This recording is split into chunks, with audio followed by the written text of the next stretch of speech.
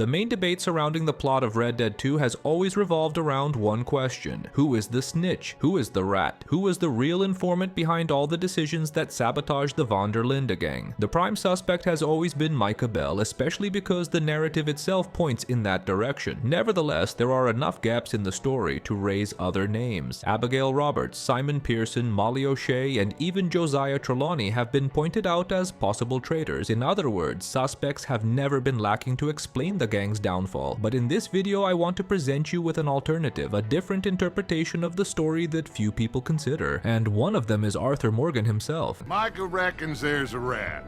Oh, does he? On what evidence? He's only back a minute. Pinkerton show up. We've been on the run since you two fools went crazy in Blackwater. We barely escaped with our lives in Saint Denis. Now we got a rat. Well, Molly clearly talked, but who else? Maybe we pushed things too hard. Whoa. Maybe time for folks like us is past. We don't need a rat. We got sloppier than the town drunk. The Von der Linde gang never needed a traitor, and here in this video I'll show you exactly that. How the gang itself forced the situations, exposed themselves too much, and dug their own grave. The story begins with the gang fleeing from Blackwater and finding shelter in Coulter, an old abandoned mining settlement in the icy mountains of Ambarino, which serves as the group's first temporary camp. The reason for this escape is a failed robbery planned by Micah and Dutch that goes completely wrong. The gang suffers losses, directly confronts the authorities, and fails to escape with the money. At this point, the most logical thing would be to disappear and wait for the dust to settle. After all, over $100,000 had been stolen from the ferry and the whole state was on high alert. Nevertheless, Dutch decides to go against common sense and challenges a powerful man, Leviticus Cornwall. This despite Hosea's warnings, who makes it clear that crossing paths with this businessman would bring irreversible consequences. Listen, Dutch, I ain't trying to undermine you. I just want to stick to the plan, which was to lie low, then head back out west. Now, suddenly we're about to rob a train.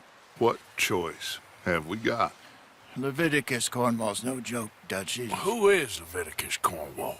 He's a big railway magnate, sugar dealer, oil man. Well, how good for him. Sounds like he has more than enough to share. Dutch! Gentlemen, it is time to make something of ourselves. Get your horses ready. We have a train to rob.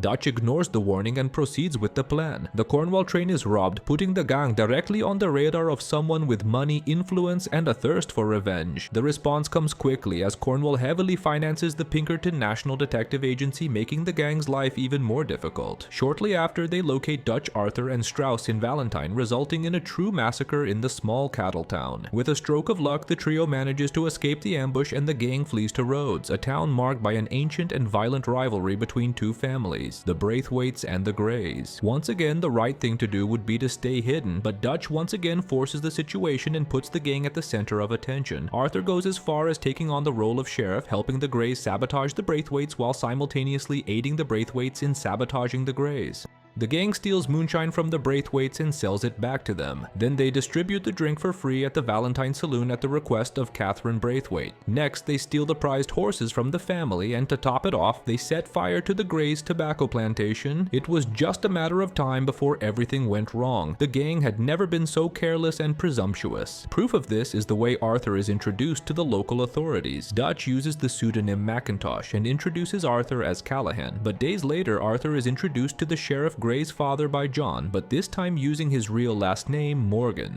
Of course, of course. Oh, and here is my dear friend, Arthur Callahan. Boy is a hunter. Boy is a killer. And have you met my partner, Arthur Morgan? No? I met your son, the sheriff. Okay. Pushing the envelope once again brought irreversible consequences to the gang. Sean McGuire is killed on the main street of Rhodes, and young Jack is kidnapped, taken to Saint Denis, and handed over to the care of the most powerful and brutal man in Lemoyne, Angelo Bronte. But what seemed like a big problem is quickly resolved. Dutch, Arthur, and John manage to recover Jack without much difficulty, but even so, Dutch decides to continue dealing with Bronte. The Italian mobster made it clear in every conversation that he reeked of trouble. Arrogant, haughty, and controlling, Bronte did not accept competition. Dutch's greed set the perfect stage for a monumental trap, the Saint-Denis streetcar heist. Hosea pleads with the gang not to retaliate. He makes it clear that this would bring irreversible consequences. Just like in the Cornwall train robbery, Dutch ignores the advice. The gang ruthlessly storms the mansion on Flavin Street, eliminates each henchman, and serves Bronte up as alligator dinner. At this point, the pressure on the gang was immense. Bronte had connections with practically every powerful figure in Lemoyne, from criminals, politicians, police, to even the Pinkertons. The gang's presence in the region was already a certainty. It was just a matter of time before they were found. And Milton knew it, expecting the gang to make one last move before fleeing. That's why the heist was so easily ambushed. John himself makes this clear when Milton shows up, saying that the gang should never have gone after Bronte. Someone must have squealed. Never should have gone after Bronte, Dutch. Mr. Milton, let my friend go. Once again, the gang forced the situation and once again self-sabotaged. The robbery at the National Bank of Lemoyne was a massacre even worse than Blackwater. Countless dead and wounded, Hosea and Lenny murdered, John Marston captured and sentenced to hang. At this point, hiding was no longer an option but an absolute necessity. Still, Dutch decides to double down. He forces a direct confrontation with Cornwall by proposing a deal he knew would be refused, just to have a justification to kill him and escalate the conflict even further. I've heard just about enough. I'll tell you what. You give me this ship, $10,000, and safe passage out of here. I'll let you live. I'll do no such thing. You sure? Good. I prefer it this way.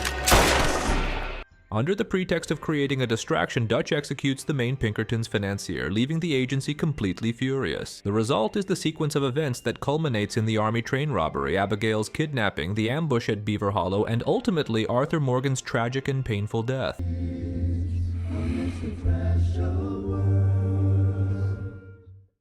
Throughout the entire story, there is a clear pattern that many people do not realize. It repeats itself in Blackwater, Coulter, Rhodes, St. Denis, and even in Beaver Hollow. The gang may have had a traitor, but the truth is that they never needed one. Dutch could have sent Trelawney to recover the money in Blackwater, since no one knew the Englishman's connection to the group. But instead, the patriarch did everything he could to put himself at the center of events, pushing the gang deeper into unnecessary conflicts resulting from impulsive and poorly calculated decisions. However, this does not rule out the possibility of a traitor existing. The question that remains is, who was it? Or rather, who was she? Pearson and Trelawney are often cited as scapegoats, but the main suspects continue to be Abigail Roberts and Micah Bell. Those who played know that Micah was truly a traitor at the end of Arthur's campaign, but was Micah Bell already betraying the group before Guarma since the robbery in Blackwater? If you want to find out, click now on the yellow arrow and check out the video here on the channel where I gathered 25 pieces of evidence that point directly to him from the beginning of the game. Hidden connections, suspicious behavior, and details that many players overlooked. Meanwhile, big hug until next time.